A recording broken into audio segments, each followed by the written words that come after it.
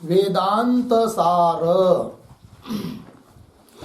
वेदांत सार ग्रंथ में पेज नंबर 138 पेज के ऊपर नीचे से चतुर्थ पंक्ति, अत्र शोणो धावति इति वाक्यवत् अजल लक्षणा अपि न संभवती। लग गया? चलिए, तो बात यह चल रही है, तो पीछे बताया था कि तत्वमसि इत्यादि महावाक्य जो है वे लक्षणा के द्वारा अखंडार्थ का बोध कराते हैं। अब लक्षणा के द्वारा अखंडार्थ का बोध कराते हैं, तो कौन लक्षणा के माध्यम से, ये प्रश्न। तो लक्षणा तीन बताई, जह लक्षणा, अजह लक्षणा और जद अजल लक्षणा। उन तीनों में जो पहली है जह लक्षणा कि जिसका उदाहरण है गंगायाम घोष।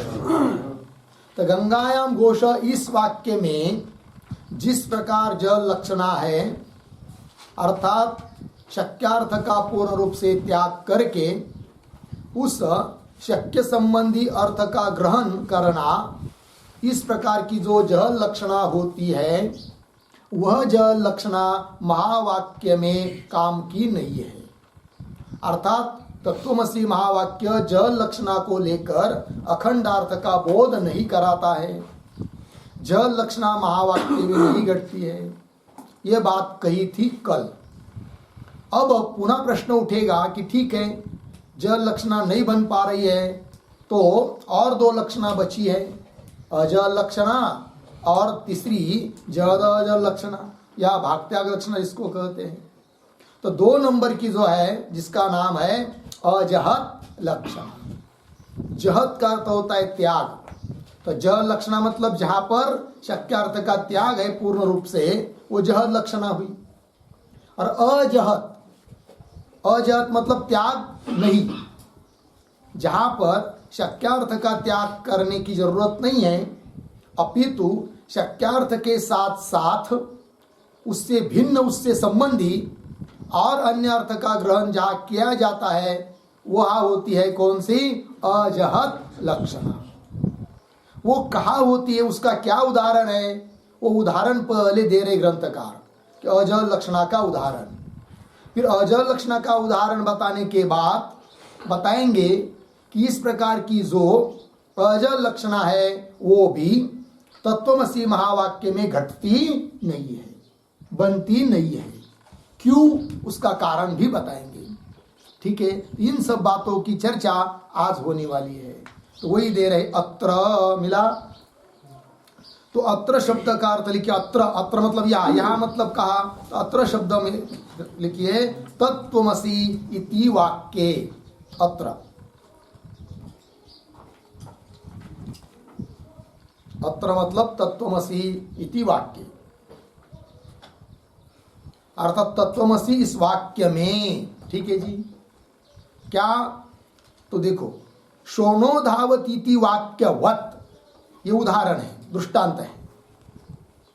फिर आगे अजल लक्षणा अपि न संभवति, तो मुख्य वाक्य क्या हुआ फिर? अत्र अजल लक्षणा अपि न संभवति। अत्र मतलब तत्वमसि महावाक्य में अजल लक्षणा भी संभवती नहीं है। बात लगी?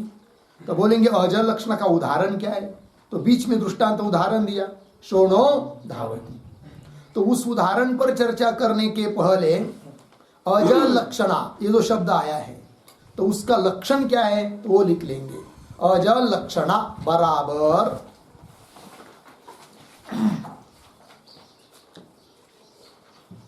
अजल लक्षणा बराबर वाच्यार्थ अपरित्यागेन, वाच्यार्थ अपरित्यागेन तत्संबंधिनी, तत्संबंधिनी अर्थांतरे वृत्ति, अर्थांतरे वृत्ति अजहल लक्षणा।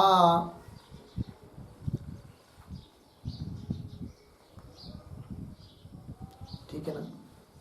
तो देखो भाई, वाच्यार्थ अपरित्यागेन, वाक्य में जो पद है उस पद का जो अर्थ वाच्यार्थ, जिसको शक्यार्थ कहते, शक्ति वृत्ति से लिया जाने वाला अर्थ, उसका त्याग करना नहीं, अपरित्यागेन, त्याग न करते हुए, तत्संबंधी उस वाच्यार्थ के संबंधी जो अर्थांतर अन्य अर्थ है कि नहीं, उसमें वृत्ति अर्थात उसका बोध है कि नहीं, यदि शब्द से होता है तो वो होता है क्या, अजल लक्षणा। यही अजल लक्षणा है कि नहीं? तो वाच्यार्थ का त्याग न करते हुए उसके संबंधी अन्य अर्थ का बोध होना, ये हुई अजहल लक्षणा, उसमें वृत्ति, उसका ग्रहण करना। ठीक है, तो चलिए उदाहरण दे रहे, शोनो धावती इति वाक्यवत मिला।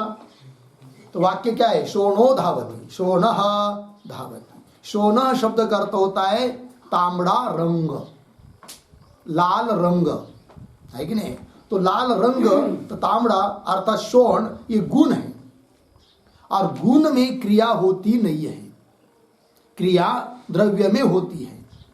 इसका मतलब यह नहीं कि सभी द्रव्यों में क्रिया हो, किंतु क्रिया जब भी होनी है तो कहाँ होती है, द्रव्य में होती है।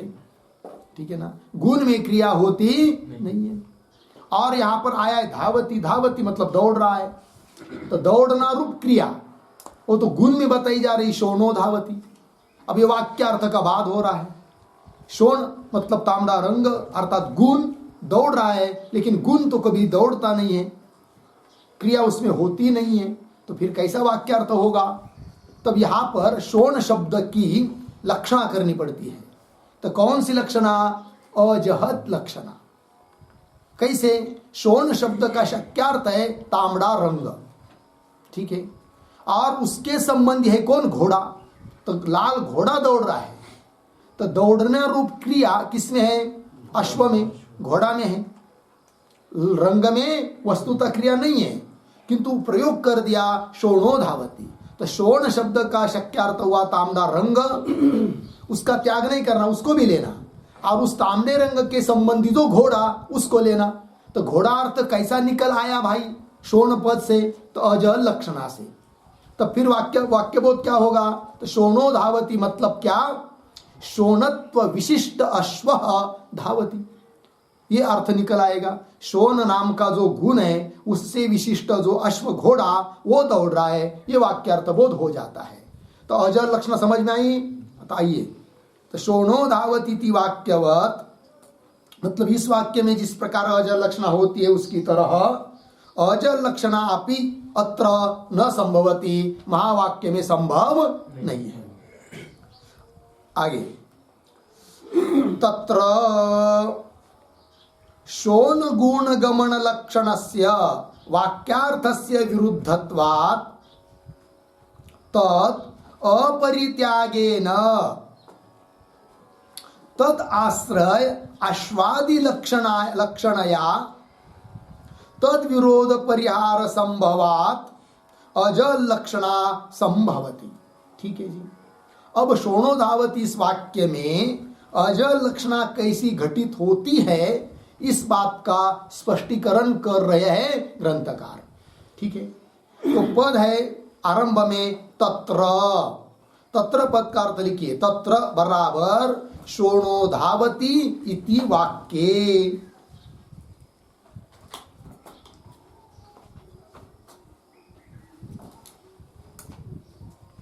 ठीक है, तत्र मतलब शोणो धावती इति वाक्य।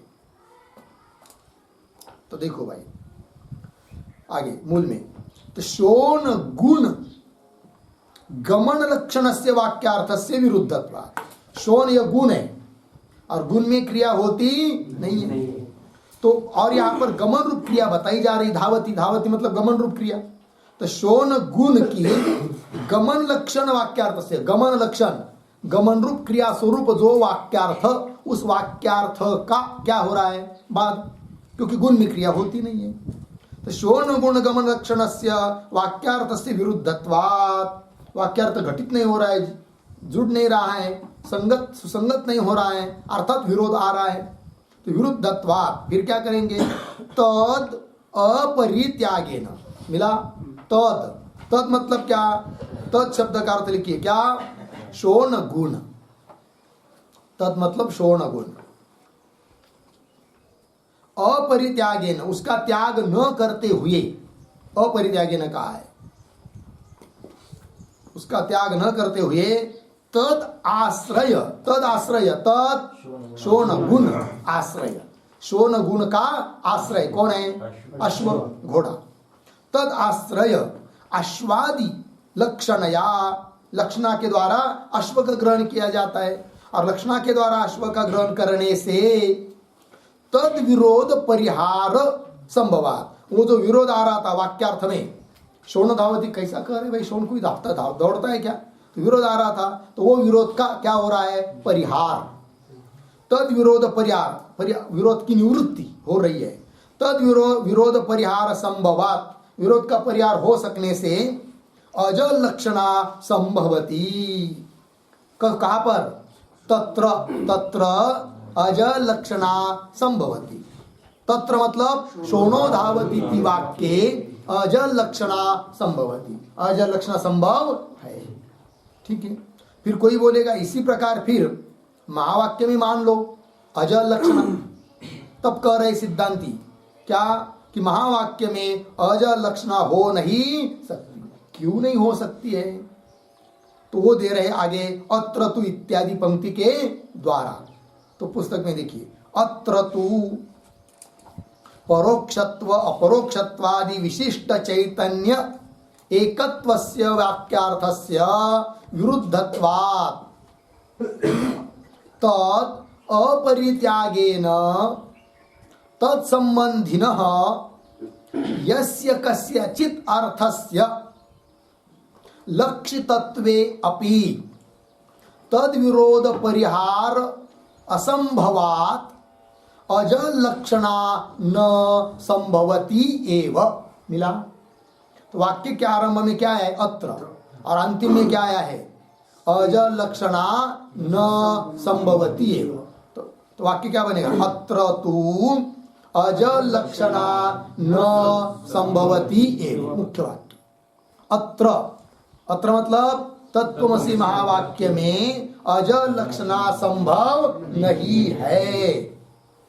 क्यों, इसका हेतु क्या, तो बीच में हेतु दिया है। तो अत्र तु पंक्ति आई ना आरंभ में, अत्र, अत्र शब्द का अर्थ लिखिए, अत्र मतलब तत्त्वमसि वाक्ये, अत्र पद आया है ना, अत्र शब्द का अर्थ तत्त्वमसि वाक्ये।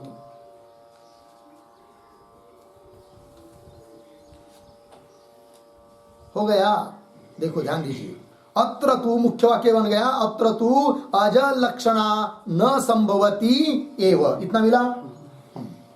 तो अजल लक्षणा ये जो पद आया है उसके पूर्व में एक शब्द है क्या, तद विरोध परिहार असंभवात। क्या पद है, तद विरोध परिहार असंभवात, ये हेतु है कि नहीं? उस वाक्यार्थ में जो विरोध प्रतीत हो रहा है उसका विरोध जो है उसका परिहार न होने के कारण अजल लक्षणा भी नहीं है। यदि अजल लक्षणा करने से विरोध का परिहार हो जाता तब तो हम मान लेते क्या, कि तत्त्वमसि महावाक्य में अजल लक्षणा है, किंतु विरोध परिहार नहीं हो रहा है। जैसे कि शोणो धावती इस वाक्य में शक्ति वृत्ति से अर्थ जो आ रहा था कि शोण गुण दौड़ रहा है, किंतु दौड़ना और शोण गुण इन दोनों की संगति बैठती नहीं है, विरोध हो रहा है।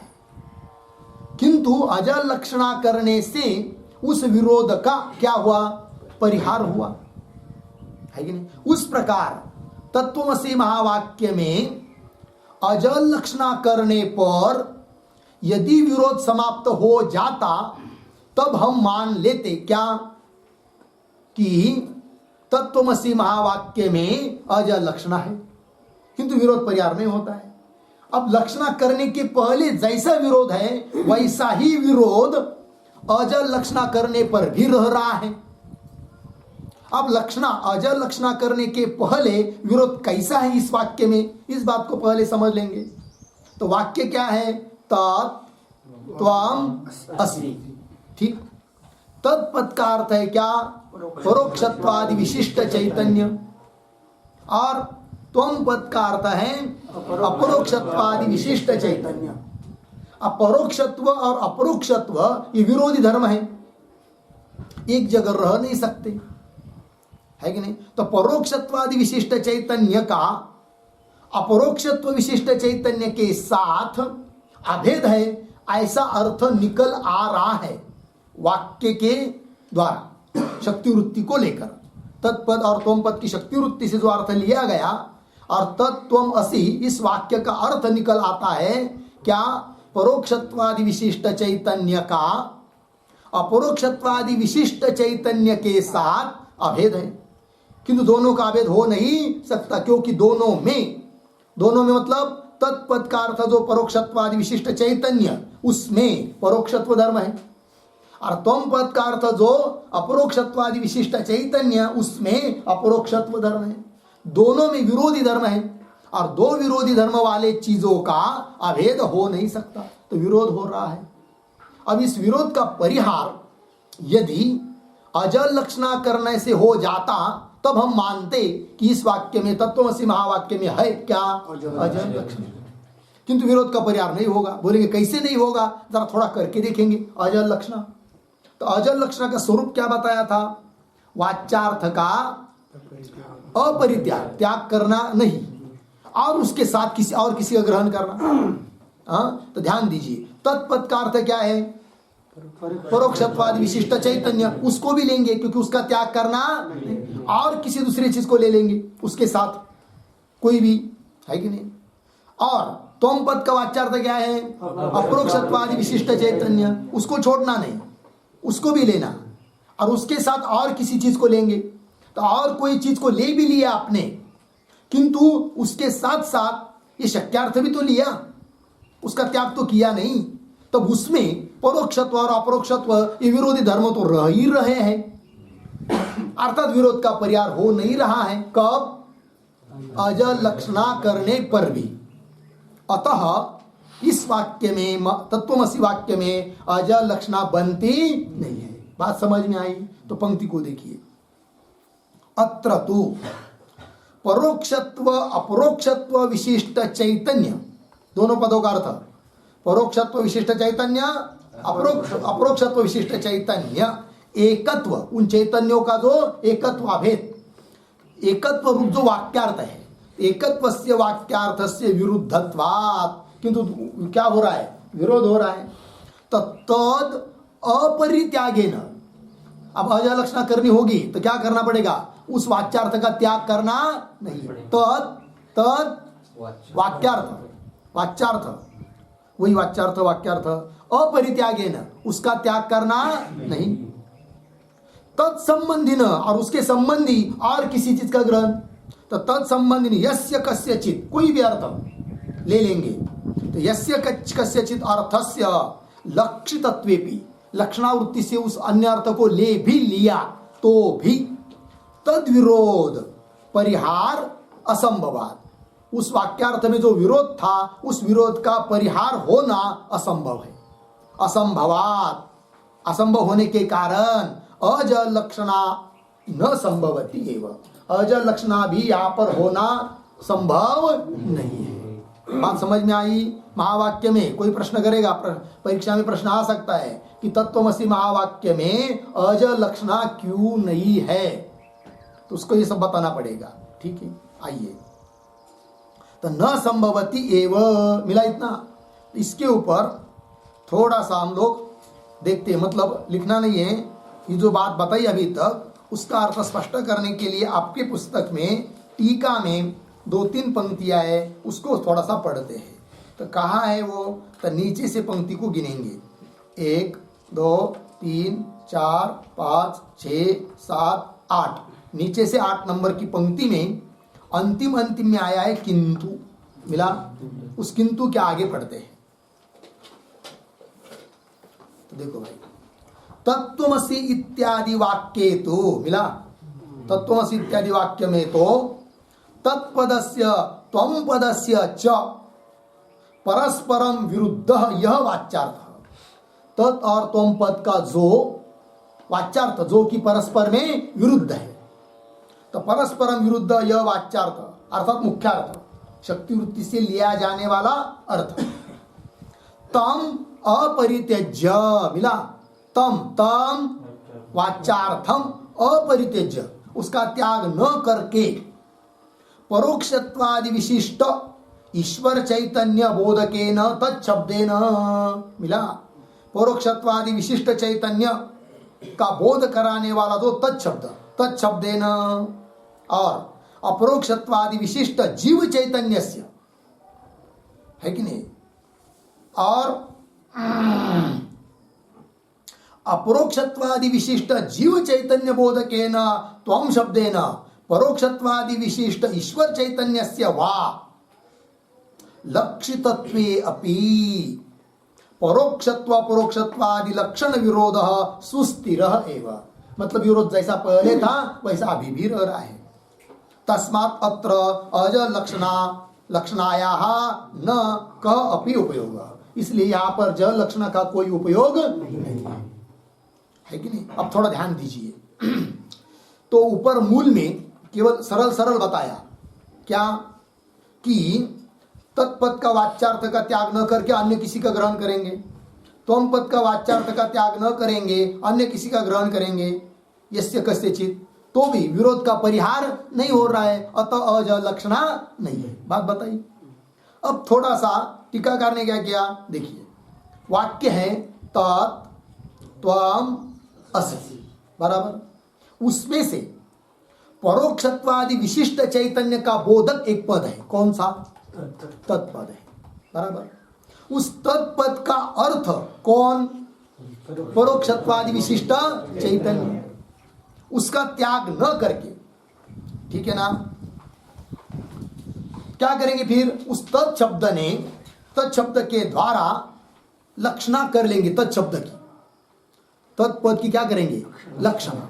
किस अर्थ में, तत्शब्द का जो अपना मुख्य अर्थ है उसका त्याग न करके उस तत्पद की लक्षणा मानेंगे अपरोक्षत्व विशिष्ट चैतन्य में, जो कि त्वं पद का अर्थ है। तो त्वं पद का अर्थ भले रहने दो, किंतु लक्षणा मानेंगे किसमें, अब त्वं पद के अर्थ में, अपरोक्षत्व विशिष्ट चैतन्य में। एक बात हुई।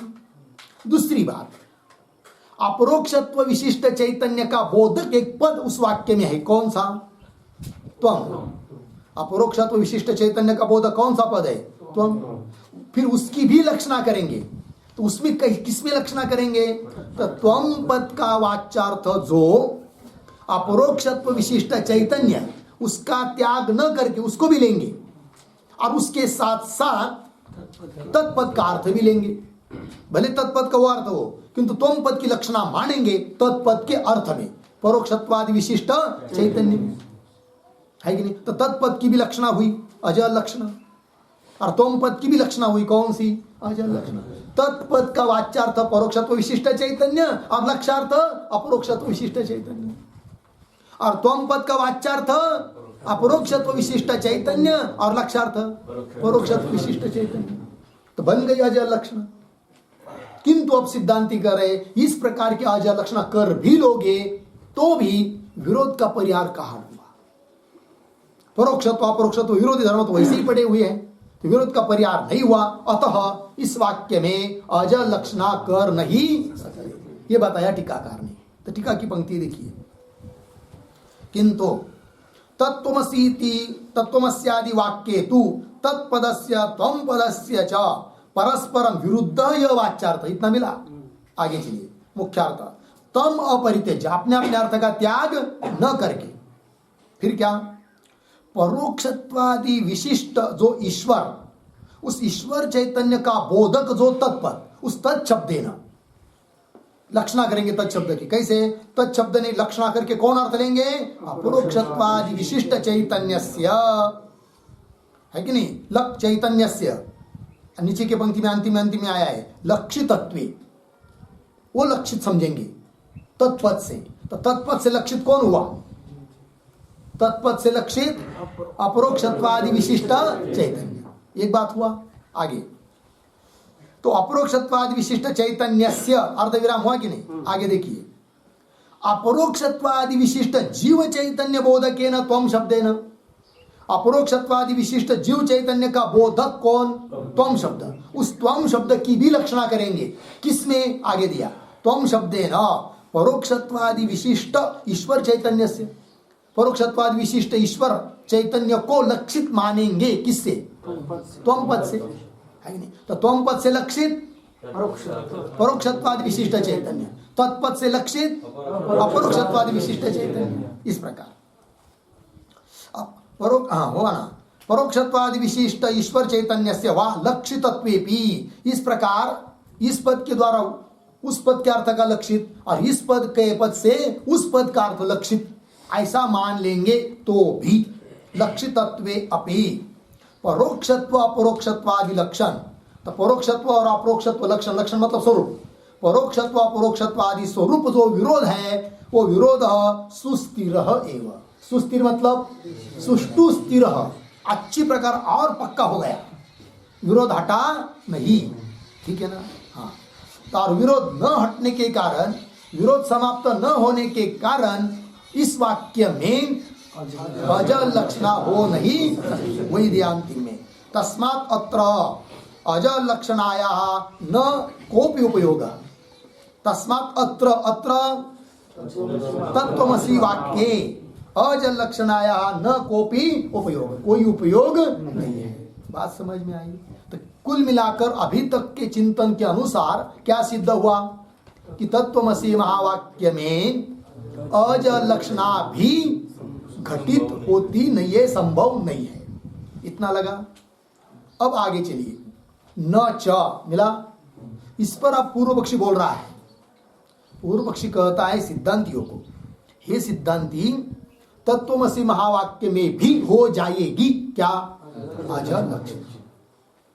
कैसी हो जाएगी वो अब घटा रहा है। कौन? पूर्व पक्षी। फिर उसका पुनः खंडन करेंगे कौन? सिद्धांती। लग गया? तो वाक्य के आरंभ में जो न आया है ना, वो वाक्य के अंतिम में जो वाच्यम आएगा उसके साथ रहता है। खोड़कर उधर लिखना ऐसी बात नहीं, वो एक शैली है कि नहीं? है कि नहीं? न च वाच्य इति वाच्यम न च वाच्यम। ठीक है? तो देखो भाई, न च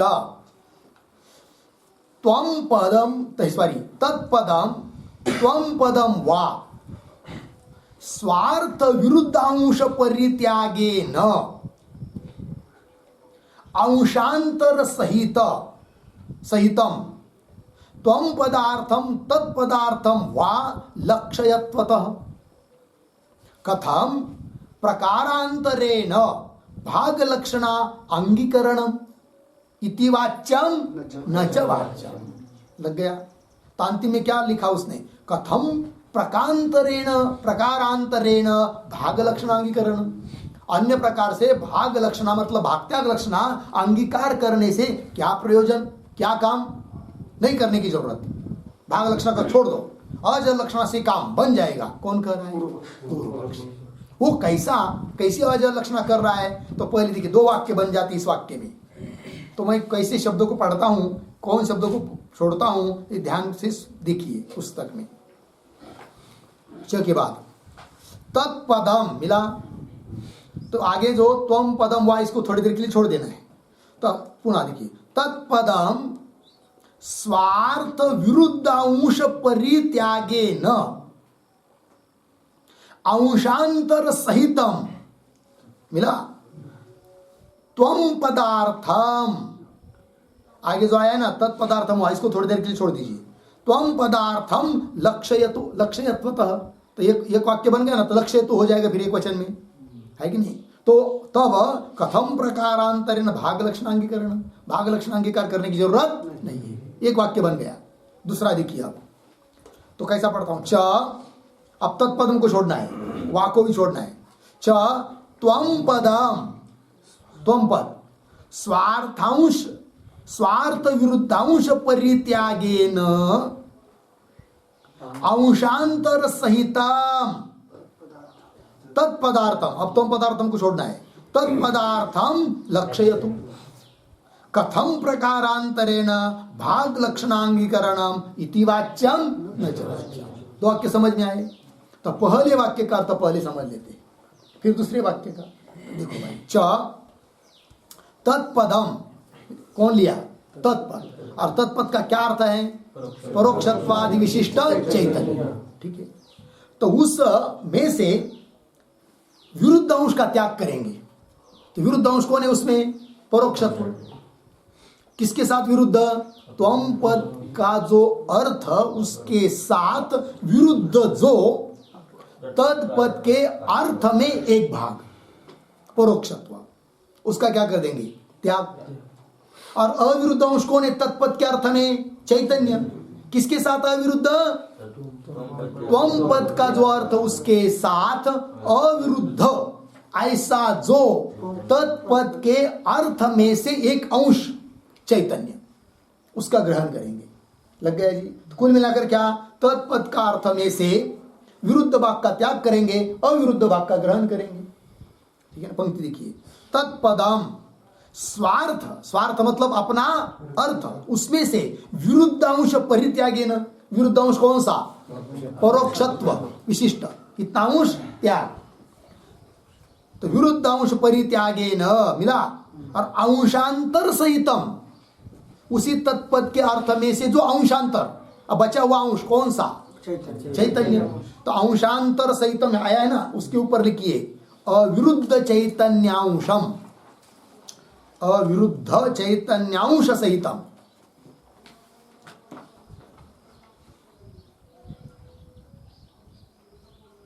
अविरुद्ध चैतन्यांश सहितम।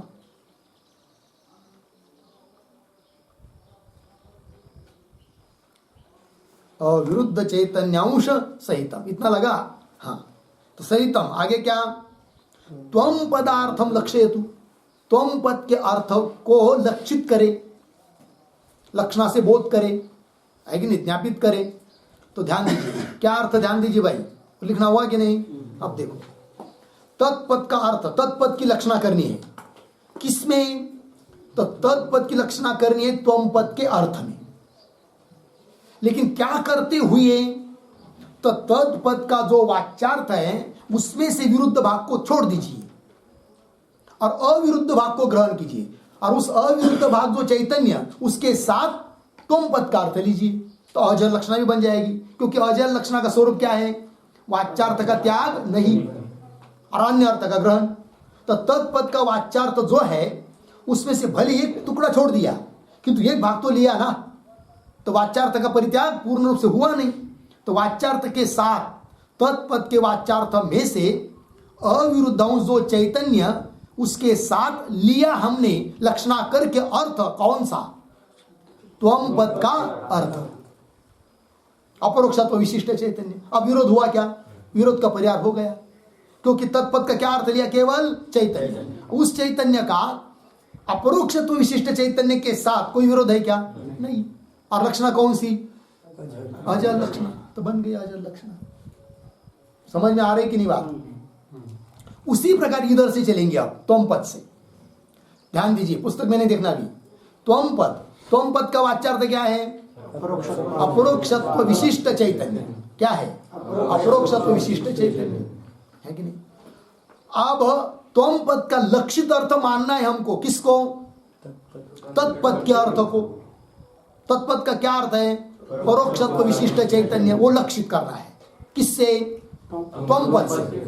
त्वम पद से लक्षित कौन? परोक्षत्व विशिष्ट चैतन्य। तो बोलेंगे भाई फिर विरोध? विरोध नहीं होगा, क्योंकि त्वम पद का जो वाच्यार्थ है ना, उसमें से क्या अर्थ वाच्यार्थ है त्वम पद का? अपरोक्षत्व विशिष्ट चैतन्य। उसमें से विरुद्ध भाग कौन सा है? अपरोक्षत्व, है कि नहीं? तत्पद के अर्थ के साथ विरुद्ध भाग कौन है? अपरोक्षत्व। उसका केवल त्याग करेंगे। फिर बचा हुआ अंश कौन सा है त्वम पद के अर्थ में? चैतन्य। तो त्वम पद का अर्थ जो वाच्यार्थ, उसमें से अविरुद्ध अंश जो चैतन्य, उसका त्याग नहीं करेंगे, वाच्यार्थ का त्याग नहीं करेंगे, उसके सहित तत्पद का अर्थ ले लेंगे, लक्षित कर लेंगे। तब अर्थ क्या होगा? त्वम पद का अर्थ जो चैतन्य, उस चैतन्य का, तत्पद का अर्थ जो परोक्षत्व विशिष्ट चैतन्य, उसके साथ अभेद है, विरोध भी नहीं रहा, क्योंकि विरुद्ध भाग अपरोक्षत्व को छोड़ दिया। और लक्षणा कौन सी बनी? अजर लक्षणा। क्योंकि अजर लक्षणा का स्वरूप क्या है? वाच्यार्थ का त्याग न करके, त्वम पद का वाच्यार्थ जो चैतन्य, उसका त्याग तो किया नहीं, थोड़ा सा भाग छोड़ दिया जो विरुद्ध था, है कि नहीं? तो वाच्यार्थ का त्याग न करके अन्य अर्थ का ग्रहण कर लिया, त्वम तत्पद का अर्थ का ग्रहण कर लिया, तो अजर लक्षणा भी बन गई, विरोध का परिहार भी हुआ। तो विरोध का परिहार हो जाने के कारण तत्वमसि महावाक्य में अजर लक्षणा बनने में कोई दिक्कत नहीं है, ऐसा कह रहा है कौन? पूर्व पक्षी। लेकिन बात सबको लगी कि नहीं? पंक्ति देखिए पुनः। न च तत्पदम त्वम पदम वा स्वार्थ विरुद्ध अंश परित्यागे न, मिला? अंशांतर सहितम, अन्य अंश चैतन्य अंश, ठीक है ना? और स्वार्थ विरुद्ध अंश मतलब तत्पद में, तत्पद के अर्थ में से विरुद्ध अंश, त्वम पद के अर्थ में से विरुद्ध अंश, एक एक लगाएंगे तब। न च तत्पदम त्वम पदम वा स्वार्थ विरुद्ध अंश परित्यागे न अंशांतर सहितम त्वम पदार्थम तत्पदार्थम वा लक्ष्यत्वतः, लक्षित करे, है कि नहीं? और इस प्रकार लक्षण यदि हो जाएगी तो कथम प्रकारांतरेण भाग लक्षणांगीकरणम, अन्य प्रकार से भाग त्याग लक्षण अंगीकार करने की क्या जरूरत है? अर्थात कोई जरूरत नहीं।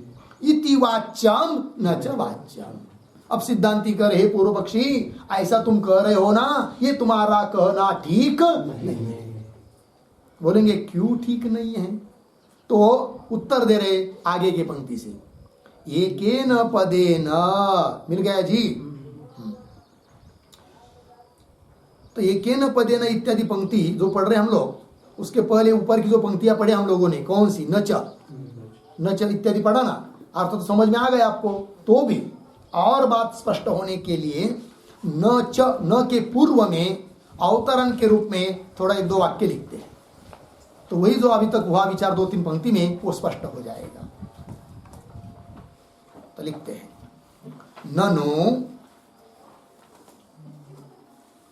ननु तत्पदम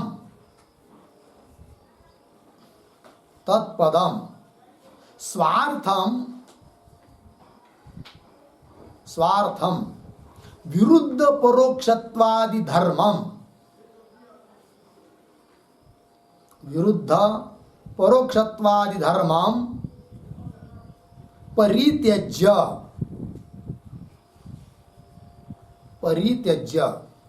अर्धविराम अविरुद्ध चैतन्यांशम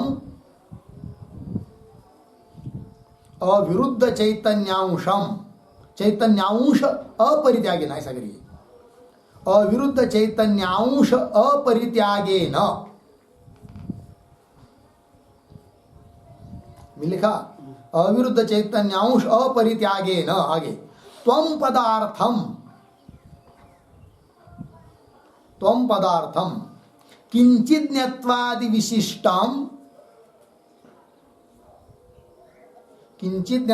विशिष्टाम जीव चैतन्यम लक्षयतु,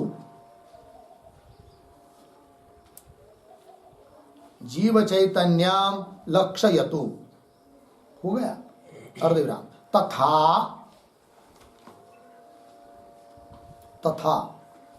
त्वम पदम स्वार्थम विरुद्ध अपरोक्षत्वादि धर्मम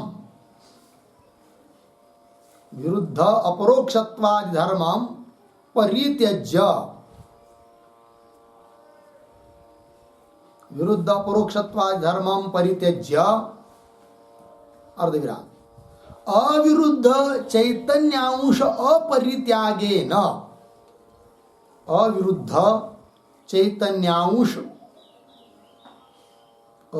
चैतन्यांश अपरित्यागेन तत्पदार्थम तत्पदार्थम सर्वज्ञत्वादि विशिष्टम सर्वज्ञत्वादि विशिष्टम ईश्वर चैतन्यम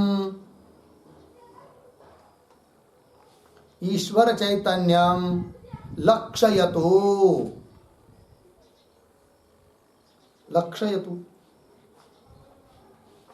किम भाग लक्षण अंगीकारेण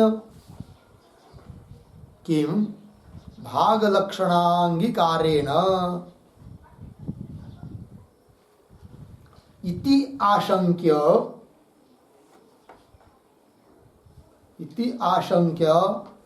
निराकरोति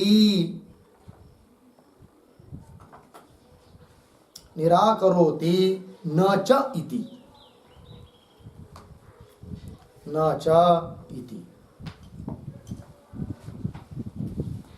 ठीक है। देखिए भाई अर्थ सरल साफ साफ कर दिया। ननु तत्पदम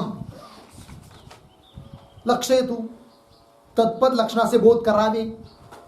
वाक्य के अंतिम में आया ना लक्षयतु, तथा के पहले बीच में तत्पदम लक्षयतु। लक्षयतु का करता है कौन? तत्पदम। तत्पद लक्षणा से बोध करावे। कैसे कैसे क्या करके बीच में देखिए। ननु तत्पदम स्वार्थम, अपने अर्थ में से विरुद्ध परोक्षत्वादि धर्मों का परित्याग करके, ठीक, अविरुद्ध चैतन्यांश का परित्याग न करके क्या करे? तत्पद त्वम पद के अर्थ जो किंचितत्वादि विशिष्ट जीव चैतन्य है उसको लक्षणा से बोध करावे। कौन? तत्पद। ठीक है। उसी प्रकार आप देखिए तथा त्वम पदम, त्वम पद भी लक्षयतु, लक्षणा से बोध करावे। किसका? कैसे? वो दे रहे। तथा त्वम पदम स्वार्थम विरुद्ध अपरोक्षत्वादि धर्म, अपने अर्थ में से विरुद्ध जो अपरोक्षत्वादि धर्म उसका परित्याग करके, अविरुद्ध चैतन्यांश उसका परित्याग न करके, तत्पदार्थ, तत्पद का अर्थ जो सर्वज्ञत्वादि विशिष्ट ईश्वर चैतन्य है उसका लक्षणा से बोध करावे। कौन? त्वम पद लक्षणा से बोध करावे ईश्वर चैतन्य का। और इस प्रकार यदि अजल लक्षणा संभव है, विरोध का परिहार संभव है, तो भाग लक्षणा करने की जरूरत क्या? वही कह रहे किम भाग लक्षण या लक्षणांगीकारेण, भाग त्याग लक्षणांगीकार करने की क्या जरूरत? ऐसी शंका करता है पूर्व पक्षी, और शंका करके उसका निराकरण कर रहे सिद्धांती नच इत्यादि से। लग गया पंक्ति? अब बात सब स्पष्ट हो गई। अब आगे चलिए, आगे अब खंडन कर रहे सिद्धांती। एकेन पदेन, मिला क्या? एकेन पदेन स्वार्थांश पदार्थांतर उभय लक्षणाया असंभवात, एक हेतु दिया। और दूसरा हेतु पदांतरेण तदर्थ प्रतीतौ लक्षणया पुनः तत्प्रतीति अपेक्षा अभावात। दो हेतु देकर खंडन कर रहे हैं कि महावाक्य में तत्त्वमसि में अजल लक्षणा संभव नहीं है। क्यों? कैसे? देखिए, तो एकेन पदेन सिद्धांति करे पूर्व पक्षी को, हे पूर्व पक्षी, तुमने तत्त्वमसि महावाक्य में अजल लक्षणा घटित करने के लिए क्या क्या किया? तो ये कई पद से, जैसे तत्पद से क्या किया? तत्पद से एक अर्थ का त्याग, वाच्यार्थ में से एक अर्थ का त्याग है कि नहीं, और अन्य अर्थ का ग्रहण करवाया एक ही पद से, है कि नहीं। किंतु जब पद की लक्षणा की जाती है तो ये कई समय में दो काम नहीं किए जाते। आप तो दो काम कर रहे, इधर स्वार्थ में से एक भाग का त्याग कर रहे है कि नहीं, और उधर त्वम पद का अर्थ का भी ग्रहण कर रहे। ऐसा संभव होता नहीं है एक पद से, ठीक है कि नहीं। हाँ, उसी प्रकार उधर भी त्वम पद का अर्थ की जब तुम लक्षणा कर रहे हो तो वहां पर भी स्वार्थ में से एक भाग का त्याग कर रहे हो और अन्य भाग का ग्रहण कर रहे हो, किंतु ऐसे दो काम एक समय होते नहीं है।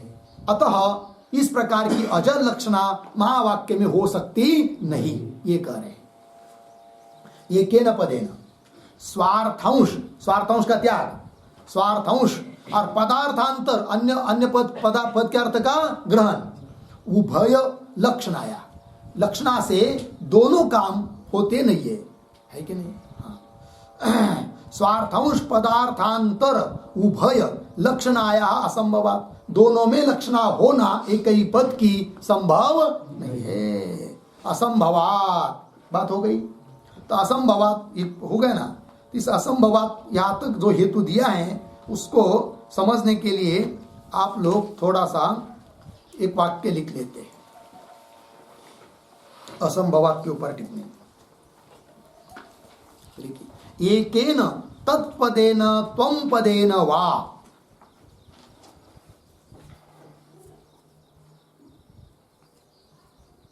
एकेन तत्पदेन त्वं पदेन वा स्वार्थांश अपरित्यागेन, स्वार्थांश अपरित्यागेन, और आगे स्वार्थांश पदार्थांतर, स्वार्थांश पदार्थांतर उभय लक्षणायाः, उभय लक्षणायाः असंभवात्,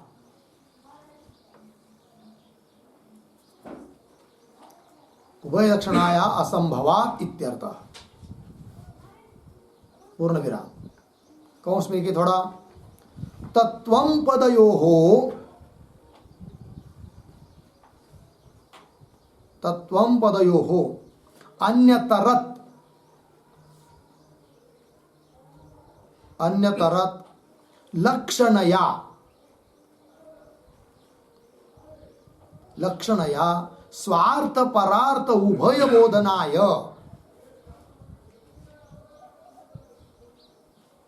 स्वार्थ परार्थ उभय बोधनाय असमर्थम इत्यर्थः। उभय बोधनाय असमर्थम इत्यर्थः। पूर्ण विराम कंस बंद। अर्थ को देखिए भाई, एकेन तत्पदेन त्वं पदेन वा, तत्पद किंवा त्वं पद के द्वारा स्वार्थांश अपरित्यागेन, स्वार्थांश का परित्याग नहीं करना और अन्य अंश का ग्रहण करना, स्वार्थांश पदार्थांतर अन्य पदार्थ अन्य पद का अर्थ उभय लक्षणाया असंभव, दोनों जगह दो लक्षण होना संभव नहीं, असंभव। ये बात हुई।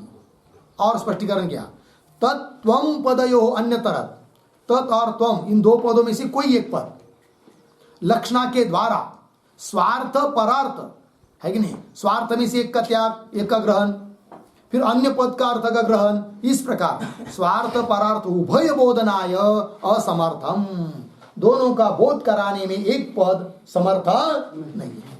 अतः अजल लक्षणा इस प्रकार से महावाक्य में बन नहीं सकती। ठीक है, एक हेतु हुआ भाई। आगे चलिए, अब और हेतु दे रहे हैं। तो देखो, पदांतरेण तदर्थ प्रतीतौ, जैसे देखो तत्पद की लक्षणा मानी किसने, किसमें, त्वं पद के अर्थ में है कि ध्यान दीजिए। किंतु उस पूर्व पक्षी को कहना है, ये सिद्धांति कह रहे, सिद्धांति कहेंगे हे पूर्व पक्षी, तत्पद के द्वारा तुमने लक्षित किया किसको, त्वं पद के अर्थ को, किंतु त्वं पद के अर्थ को लक्षित तब किया जा सकता है जब त्वं पद का अर्थ किसी पद के द्वारा उपस्थित ही न हो। जैसे तीर पद किसी पद के, तीर अर्थ किसी पद के द्वारा उपस्थित नहीं था, अतः गंगा पद का लक्षणा करके अर्थ लिया तीर। उस प्रकार तत्पद से लक्षित त्वं पद का अर्थ तब लिया जा सकता है जब त्वं पद का अर्थ किसी पद के द्वारा उपस्थित न हो। किंतु वाक्य में त्वं पद भी पड़ा है और उस त्वं पद के द्वारा त्वं पद का अर्थ तो उपस्थित पहले से ही है, तो लक्षणा करने की क्या जरूरत है। ठीक है, उसी प्रकार उधर से तत्पद का लक्षित कौन माना पूर्व पक्षी ने, त्वं पद का अर्थ, किंतु उसको पूर्व पक्षी को सिद्धांति कहेंगे हे सिद्धांति, अरे हे पूर्व पक्षी, त्वं पद के द्वारा लक्षित तत्पद का अर्थ तब हो सकता है जब तत्पद का अर्थ वाक्य में से किसी पद के द्वारा उपस्थित न हो, किंतु वाक्य में जो पड़ा हुआ तत्पद है उससे ही तत्पद का अर्थ उपस्थित हो रहा है, तो पुनः तुम पद के द्वारा लक्षित उस तत्पद के अर्थ को कैसे मान सकते हो? नहीं मान सकते, क्योंकि वो पहले से उपस्थित है। अतः इस प्रकार की अजय लक्षणा करना ठीक नहीं। वो देखिए, पदांतरेण लग गया जी, तदर्थ प्रतीतौ, पदांतरेण, जैसे तुम तत्पद की लक्षणा कर रहे तुम पद के अर्थ में, पदांतर तुम पद, उसके द्वारा तुम पद का अर्थ पहले से उपस्थित है, ठीक है। तो पदांतरेण तदर्थ प्रतीतौ सत्याम इत्यर्थ, लक्षणया पुनः, लक्षणा के द्वारा पुनः डबल, तत्प्रतीति, उस अर्थ की प्रतीति की अपेक्षा अभाव, अपेक्षा ही नहीं है, क्योंकि पहले से वह अर्थ उपस्थित है। अपेक्षा अभावाच्च क्या? महावाक्ये अज लक्षणा न संभवती इत्यर्थ। लग गया, महावाक्य में अज लक्षणा हो नहीं सकती है, ठीक है। तो ये जो आया है ना भाई, तो थोड़ा एक टिप्पणी लिखते हैं, पदांतरेण इत्यादि आया है कि नहीं, तो लिखते थोड़ा, तत्पदेन त्वं पदेन वा, तत्पदेन त्वं पदेन वा तत्तत् अर्थ प्रतीतौ, तत्तत् अर्थ प्रतीतौ सत्याम, तत्तत् अर्थ प्रतीतौ सत्याम लक्षणया, लक्षणया पुनः पुनः अन्यतरस्य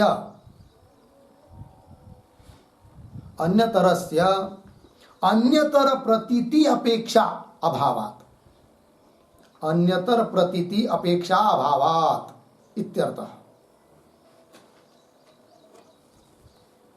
ठीक है, देखो भाई, तत्पदेन त्वं पदेन वा, तत्पद किंवा त्वं पद के द्वारा तत्तद अर्थ प्रतीत, उस अर्थ की प्रतीति हो ही रही है पहले से, तत्तद अर्थ प्रतीत सत्याम, प्रतीति होने पर पुनः लक्षणया, लक्षणा करके, अन्य तरह से है कि नहीं, अन्य तरह से में से मतलब दोनों में से किसी एक पद के अर्थ का अन्य प्रतीति, अन्य पद के द्वारा प्रतीति की अपेक्षा अभाव, इस पद के द्वारा उस पद के अर्थ की प्रतीति हो और उस पद के द्वारा उस पद के अर्थ की प्रतीति हो, ऐसी अपेक्षा ही नहीं है। क्यों? उस पद के द्वारा उस अर्थ की प्रतीति तो पहले से विद्यमान है, अतः अपेक्षा नहीं है। कौन सी अपेक्षा नहीं है? कि इस पद की रचना करेंगे करके उस अर्थ की प्रतीति करेंगे और उस पद की रचना करेंगे करके इस पद के अर्थ की प्रतीति करेंगे, ऐसी अपेक्षा ही नहीं है, जो कि पूर्व पक्षी कर रहा है लक्षणा के द्वारा, है कि नहीं। और अपेक्षा न होने के कारण इस प्रकार की लक्षणा करना, अजय लक्षणा करना कोई उचित नहीं है। कुल मिलाकर अजय लक्षणा महावाक्य में हो नहीं लगा। पेज नंबर 140 पर ऊपर से पहला पैराग्राफ छोड़कर दूसरे पैराग्राफ में आया है अपीच, वो 2-3 पंक्ति को थोड़ा देखिए हम लोग। पंक्ति मिली, अपीच यदा तत्पदम त्वं पदम च उभयम श्रूयमाणम अस्ति, तत्त्वमसि महावाक्य में तत्पद भी श्रूयमान है, सुनाई दे रहा है, त्वं पद भी सुनाई दे रहा है, बराबर, श्रूयमाणम अस्ति, तदा ताभ्याम तत्त्वं पदाभ्याम, तत् और त्वं पद के द्वारा अभिधावृत्त्या एव, अभिधावृत्त्या शक्तिवृत्त्या एव, शक्तिवृत्ति से ही अभिधावृत्त्या एव तत् अर्थ प्रतीति भवति एव, उस पद के अर्थ की प्रतीति तो हो ही रही है। तेन, ऐसा होने से, तेन लक्षणया अन्यतर पदेन, अन्यतर मतलब दोनों में से किसी एक पद से, त्वं पद से तत्पद के अर्थ की, तत्पद से त्वं पद के अर्थ की, ऐसे तेन लक्षण अन्यतर पदेन अन्यतरार्थस्य प्रतीतेः अपेक्षा एव नास्ति, अन्यतर पद से अन्यतर, इस पद से उस पद के अर्थ की, इस पद से उस पद के अर्थ की प्रतीति होवे, ऐसी अपेक्षा ही नहीं है, अपेक्षा एव नास्ति। अतः तत्त्वमसीति वाक्ये अजल लक्षणा अपि न उचिता। तत्त्वमसि महावाक्य में अजल लक्षणा करना भी उचित नहीं है। फिर तत्र अखंडार्थ बोधनाय जद अजल लक्षणा एव अपेक्षते। तत्र तत्त्वमसि महावाक्य में अखंडार्थ का बोध कराने के लिए जद अजल लक्षणा, जिसका दूसरा नाम है भाग लक्षणा किंवा भागत्याग लक्षणा, वही अपेक्षित है। हो गया जी। तो चलिए, तो अजल लक्षणा भी संभव नहीं है तत्त्वमसि महावाक्य में, इस बात का निर्णय हुआ। फिर कौन सी लक्षणा है? तो जद अजल लक्षणा है। वो कैसी, इसका विचार करना है, किंतु उसका विचार हम लोग कल करते हैं। ओम पूर्णमदः पूर्णमिदं पूर्णात् पूर्णमुदच्यते पूर्णस्य